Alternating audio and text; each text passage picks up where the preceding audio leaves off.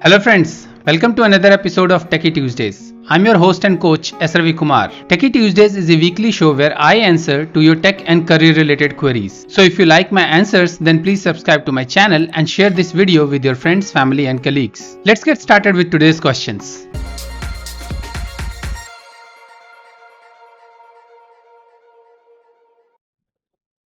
Today's first question is asked by Samir Thakur. He's asking, which cloud certification is best for 2021, AWS or Azure? Samir, it primarily depends on what is your background. Whether you are working on Windows systems more or whether you are working on other systems like Linux, or what are you a developer or are you a DevOps guy, which kind of systems you operate or work on more, or which is what is used in your company. So if your company is heavily invested towards AWS, then I think you should go for AWS certification. If your company is heavily invested towards Microsoft technologies or Azure, then you should go for Azure. So it primarily depends on which kind of company you are working on and what are your long-term goals. Because when we talk about market share, both of these certification have kind of equal values. Like wherever AWS is being used, AWS certification works. Wherever Azure is being used, Azure certification is asked for. And in some scenarios, like most of the products are almost same or similar, only the naming convention changes in these two technologies. Like AWS, in Azure there is Azure Functions, in AWS Lambda is there. So like both of these are kind of similar kind of functionalities. So it primarily depends on what kind of company you are working on and what is your long-term goal. However, either one of certification will be good for your career if you are thinking in going for certification for these cloud technologies. Next question is from Dinesh. He's asking, how can I start as a freelancer job? I have 5 years of experience in ASP.NET MVC web development. Dinesh, you can start by creating profiles on various freelancing sites like Upwork, Freelancer, Guru, TapShep, etc. So you have to create your profile there. You have to upload your resume just like you do on LinkedIn. Probably you have to create your GitHub profile also and showcase your capability of ASP.NET MVC development there in the form of some open source project. So once you do that, you can bid on the projects given there or the jobs given on these sites. Next question is from Anu Arya. She is asking, which operating systems do not have the Microsoft .NET framework pre-installed in them? Anu, apart from Windows, none of the operating systems have .NET framework pre-installed in them. So when you install Windows, whether it is Windows 7, Windows 10 or Windows 8, you have .NET framework pre-installed in them. I think it's .NET 3.5 which is pre-installed with these operating system. However, if you have Mac systems or if you have Linux operating system, they don't have .NET framework pre-installed. You need to install .NET Core framework on them, because .NET Core is the cross-platform framework which works on both Mac, Windows and Linux, or the recent one, that is .NET Framework 5, .NET 5 rather, not .NET Framework 5, .NET 5 framework is a cross-platform framework which can be installed on Mac, Windows or Linux. But apart from Windows, none of the operating systems have .NET framework pre-installed in them.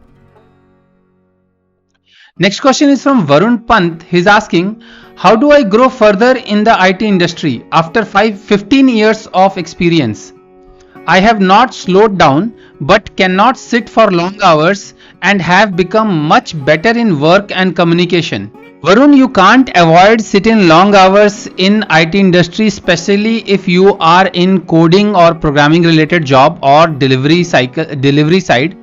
Even though many companies are now helping people in this issue of like they don't have to sit for long hours, they are providing standing desk or other help regarding that. So you can talk with your company about providing you a standing desk so that you don't have to sit for long hours. But as you said, you have become much better in work and communication. So, and since you already have 15 years of experience, so you might be at a managerial position or a lead position. So you have to decide that where you want to go, whether you want to become an architect, whether you want to become a project manager, program manager. So you have to decide or choose your career based on those things. So and you have to talk to your seniors there in your company, because you haven't mentioned that what is your technology skills or what are your certifications you have got. So you need to talk to your seniors about your career progression plan, that where do they see you or where do they are projecting you in your career. So let's say you say that 5 years down the line you want to become a VP, or you want to go into sales, or you want to go into pre-sales. So you have to decide based on that. So that's the thing, because I think you are thinking that you need to learn something and extend for long hours to learn that thing, but I don't think that you need to learn. You already know too much, you have good communication skills, and you are better in your work. So in my situation, I would say that you need to set some goals, talk to your seniors about those goals and work on them. Next question is from Akshay Mani. He's asking, I am a civil engineer. I want to change my profession and learn coding to earn from home. From where should I start? Akshay, you haven't shared your experience as a civil engineer. Are you working somewhere? Have you lost your job during COVID pandemic? Or how much experience do you have as a civil engineer? Because if you are an experienced civil engineer in your mid 30s or early 30s, then in my opinion you shouldn't learn coding. Rather than you should think of utilizing that civil engineering experience in the development side. So you should look for softwares like working with CAD or other softwares which are used in engineering to utilize in civil engineering. So you can do those kind of things to enhance your civil engineering skills.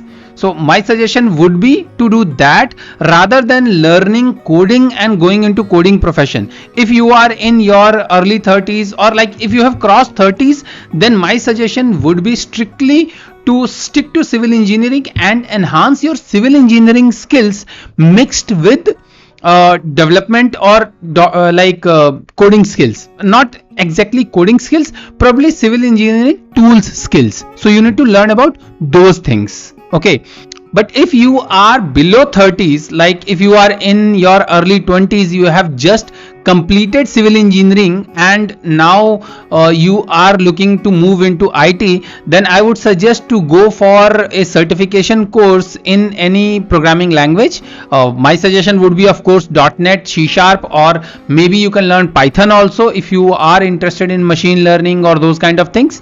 So you can learn about those things, do a certification about that, and get help from the place where you are doing certification for placement also. Next question is from Malarapu Anant. He's asking, what are some of the best open source contributions done by Microsoft?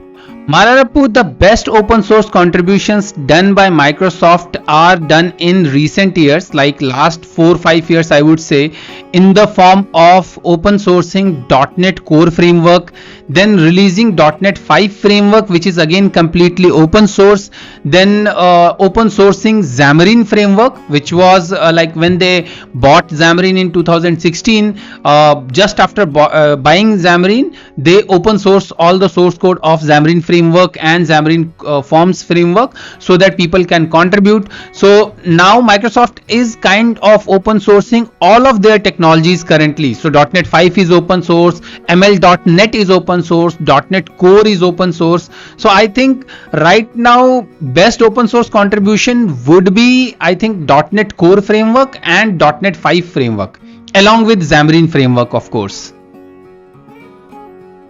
Next question is from Smita Srivastava. She's asking, I'm getting a salary but not getting any work in my company. So my technical skills are not increasing. What should I do? Smita, I think you need to become proactive here and talk to your manager or team leader about not getting work.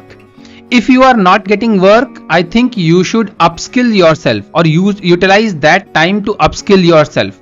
talk to your HR or talk to your manager that are there any training programs in which you can get enrolled and upskill yourself, so that you should be ready with those new skills and technology whenever an opportunity comes. So in my opinion, you should talk to your team lead, manager or HR person about getting enrolled to any new technology trainings or skills if you don't have any work, or if you are not getting any work. So those were my answers to your tech and career related queries in this episode of Techie Tuesdays. If you want your questions to be featured in next episode of Techie Tuesdays, you can DM me your question on any social media platform. All my social media handles are Techie Rathor. I hope you like my answers, and if you like my answers, then please subscribe to my channel and share this video with your friends, family and colleagues. So until my next video, take care. Bye bye.